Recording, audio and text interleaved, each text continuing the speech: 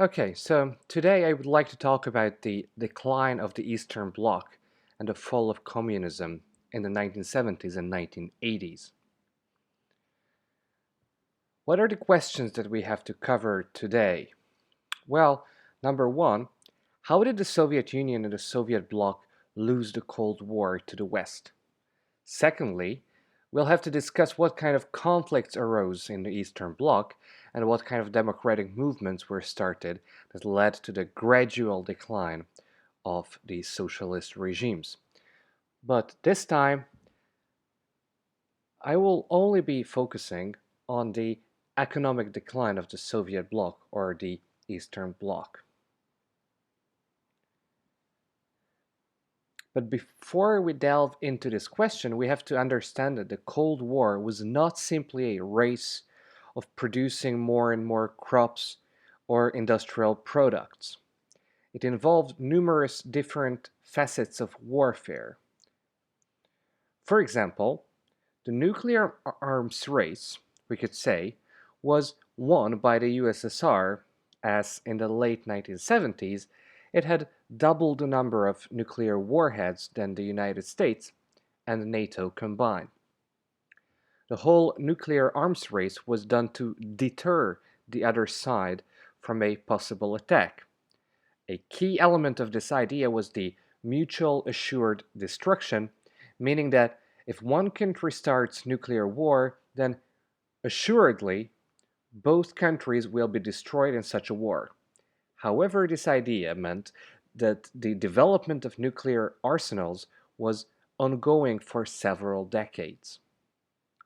The two superpowers also raced for the prestige of exploring space first. The Soviets had the upper hand until the mid 1960s. For example, they launched the first artificial satellite, Sputnik, in space in 1957. They sent the first ever human, Yuri Gagarin, into an orbital flight in 1961 in the Vostok spacecraft, and their astronaut Alexei Leonov completed the first spacewalk in 1965. It could be said, however, that the space race was won by the USA in 1969 when they landed Apollo 11 and its crew on the moon. This singular achievement far outweighed all other Soviet achievements. In 1975, the joint Soviet-American Soyuz Apollo mission marked the end of the space race. In terms of culture, Western culture dominated the whole world.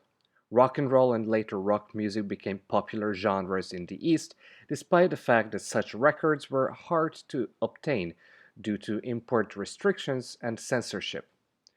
Another signal of the Western dominance is that most Russian writers that became famous in the second half of the 20th century either emigrated to the West, like Vladimir Nabokov, or were censored, harassed, or persecuted, like Alexander Solzhenitsyn, Boris Pasternak, or Vasily Grossman.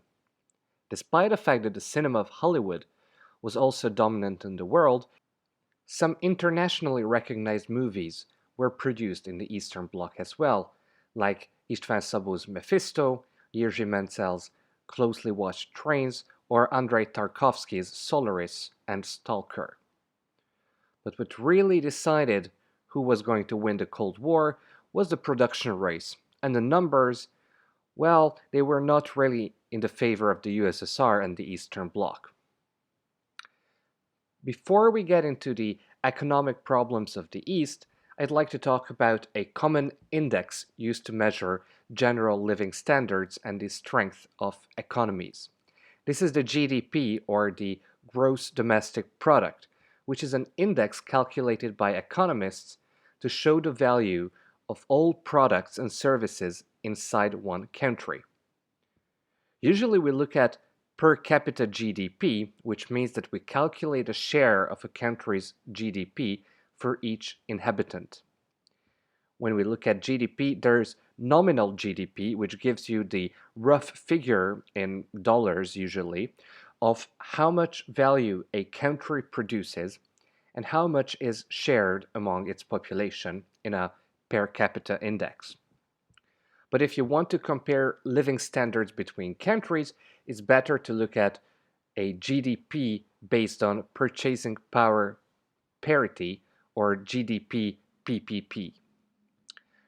Purchasing power parity is a way of calculating the difference between the values of two currencies. Why is it important here? Well, because we can say that the GDP per capita in country A is $10,000 and country B is $15,000. But what if living in country B is twice as expensive in dollars than living in country A?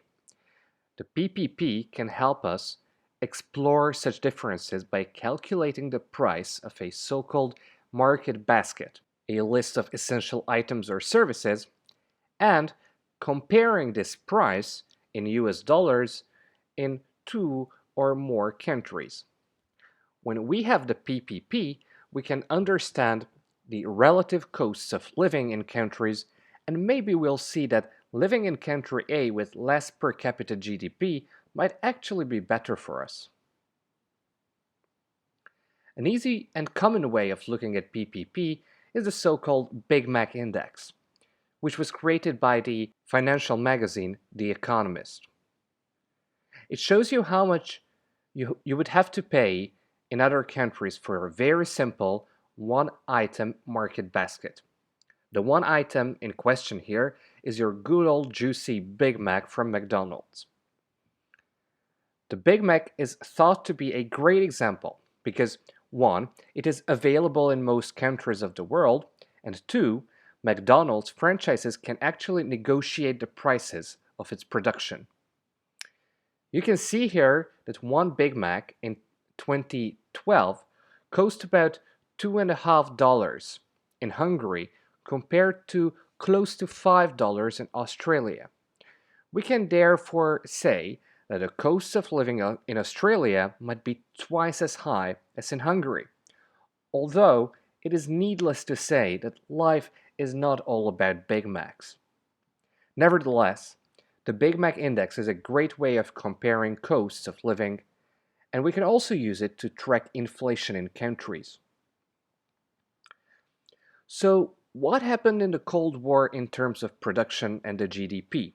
Well, this chart should tell you quite nicely that the Soviet and Soviet-influenced economies, like that of Hungary, could not keep up the development with the West after the 1970s. One reason why it was possible for them to keep up the economic competition in the first place was that these economies were significantly underdeveloped compared to the Western economies, and therefore the rapid industrialization and the use of the products of the industrial revolutions boosted the economies for 1 or 2 decades until the mid-1970s. However, both the Hungarian and the Soviet economies entered a period of stagnation and at some points recession between 1973 and 1990. It can also be seen that Japan, despite the World War II devastation, was quickly back on its feet, and its industrialization ushered in a period of unprecedented growth. Some smaller Asian countries, the so-called Four Asian Tigers, Hong Kong, Taiwan, South Korea, and Singapore, followed in Japan's footsteps and enjoyed GDP growth rates above 7% for about 30 subsequent years.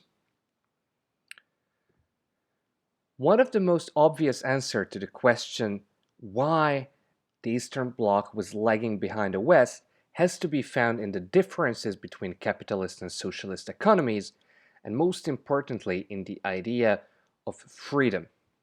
Free and independent companies in capitalist economies are in constant competition.